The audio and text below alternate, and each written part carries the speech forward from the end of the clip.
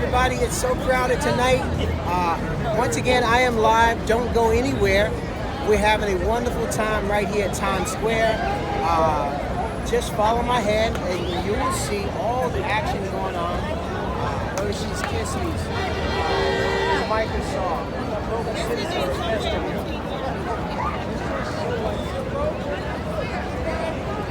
I didn't mean to turn my back to you all, but once again, I am Joe, your host, and my camera guy is just going to walk with me just a little bit, just to show you all the great things going on. I'm sorry. I always get in somebody's way, but that's okay. These wonderful people come out here to see me every night. They just love me. I love them. Happy Labor Day to everybody. I like to have fun with this thing. But once again, my topic is how to drive in New York City. So we're talking about keeping you and your family safe in New York City by driving. One of the things that you can do is slow down. One of the things that you can do is drive the speed limit. One of the things you can do is don't be intimidated by the horn blowing behind you that doesn't see the bike in front of you, or the young lady, or whoever it may be, the older lady. It doesn't make a difference. Slow down, make your left turn, your right turn when you're ready to, not when the person is honking says, let's go. Let's go, buddy. That guy doesn't see what's going on. Sometimes people actually see what's happening in front of you and they're just rude. But for the most part, most New Yorkers are nice people. Things happen very fast here, so people are on their way to work, and if you're in their way, they may give you a honk. They don't mean any harm about it. I've talked to thousands of people over the years, and I've found out that maybe they were on their way. The wife was having a baby. Anything could be happening. Any emergency could be happening. However, you need space when you're driving in New York City. There is usually no space. However, whatever space there is, you need to hang out, hang back, because when people are driving, they always want you to go faster than you should go. Used to, there was 2 or 3 lanes in New York City. Now there's only one, usually on some crowded streets. So everybody's driving, they want to get around you. They don't see the bicyclist. They don't see the woman walking her dog on a bike. They don't see that. So what you're going to do is you're going to slow down. You're going to drive the speed limit, because it doesn't make a difference if you drive 35 or 45. I guarantee you the next 2 lights, it's going to catch you. If you're driving and you see the light turn yellow, believe me, I have 23 years of experience. There's nobody that can tell you better than I have driven as a professional for 23 years. I drove for one family for 14 years. Okay, we used to pick up the phone. This is another subject I want to talk about. We used to pick up the phone and say, "Hey, I'm in front of Bloomingdale's. I'm on 3rd Avenue. I'm at 59th Street. I'm across from Dylan's candy store." So these things are very important to pick up the phone. So a shout out to Lyft, Uber drivers, and Via drivers. But you have to pick up your phone. If you get to a destination and nobody's there, evidently, most people are not going to spend money for nothing. So they ordered that ride. So they're somewhere.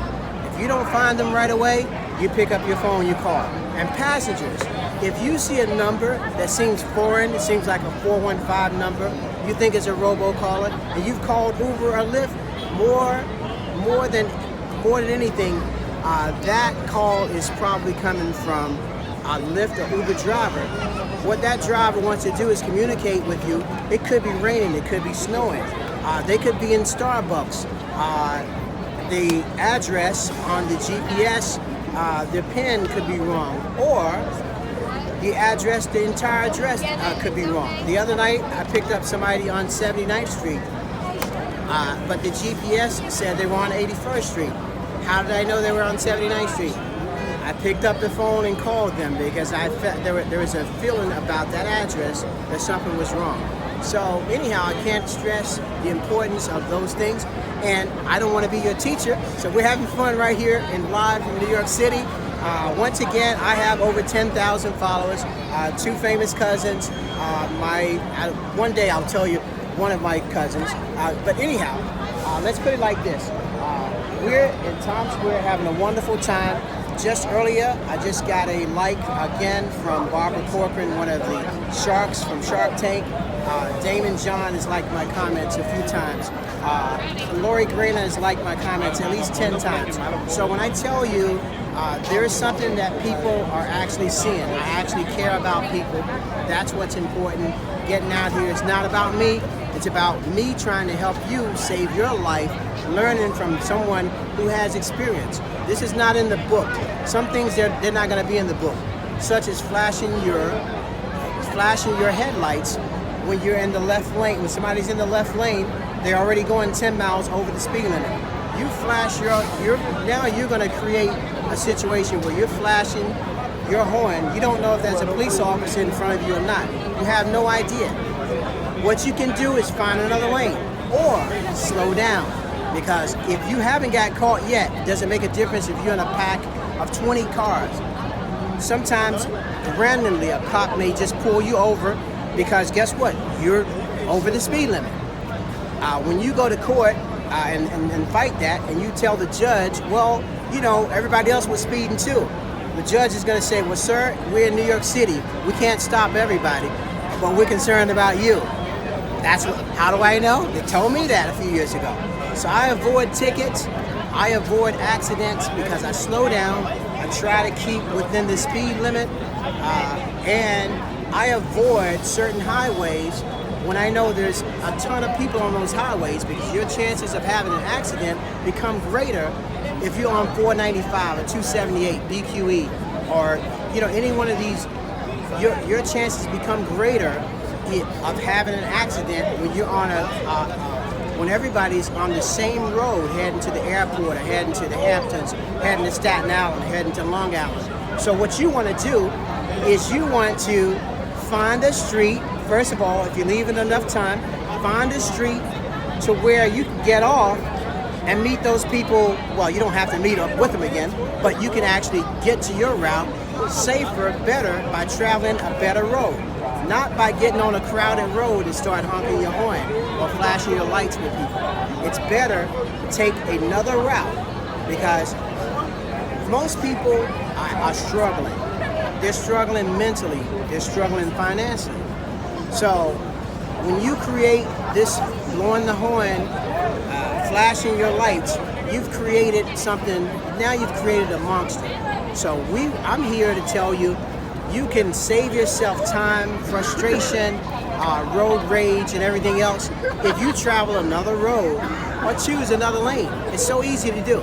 But most of us don't do that because nobody's told them that. That's why I'm here to tell you that there's a better way of getting to your destination without bothering other people. So you put on your music, you like Motown, rock, whatever you like, put on your music, keep your sense of humor, and things will be better. People ask me, how have you done this for 20-something years with patience as a driver? And I can tell you this. One thing about it is that every day is not the same. Every situation is not the same. However, if you have your nice music on at a low level, because you want to hear the sirens when they come, any emergency, you got to hear that. So if you have something you like on, it gives you a different state of mind. It gives you a different meaning. Like if you're listening to Smokey Robinson and he's talking about, tracks of my tears, it's going to put you in a beautiful frame of mind. If you're listening to Marvin Gaye talking about Let's Get It On, it puts you in a different mood. If you're listening to something that's talking about killing people and those kind of things, when you're driving, it's probably not a good idea. So anyhow, once again, I'm Joe. I'm your host. I come out here every night to share with you guys how to drive in New York City. And thank you so much. Have a great night. Once again, happy Labor Day. My camera guy is going to show you the New York City beautiful things around here. The breakdancers haven't come out yet, but they will. There's characters from Disney, everything you want to see. Thank you so much. If you missed this video, You can go to my Instagram page. I do have over 10,000 followers. Are you ready for a ride? So you can go there. Are you ready for a ride? All you have to do is just hashtag or Google it. And I guarantee you, you will find this video. Thank you so much once again, everybody. Good night. Love you.